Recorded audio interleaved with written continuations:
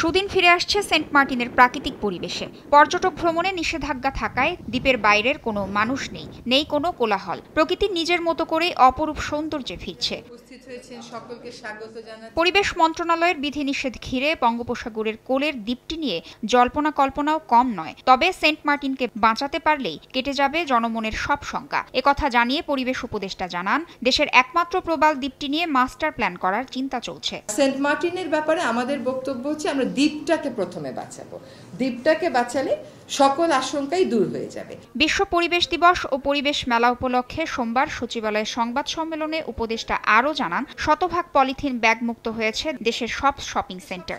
আর কাঁচা বাজার পলিথিন মুক্ত করতে পাটের ব্যাগ উৎপাদন করা হবে। সরকার প্রাথমিক পর্যায়ে বাজার মনিটরিং করছে। শপিং সেন্টারগুলো শতভাগ পলিথিন ব্যাগ মুক্ত হয়েছে। পাট এবং বস্ত্র মন্ত্রণালয় দায়িত্ব নিয়েছে।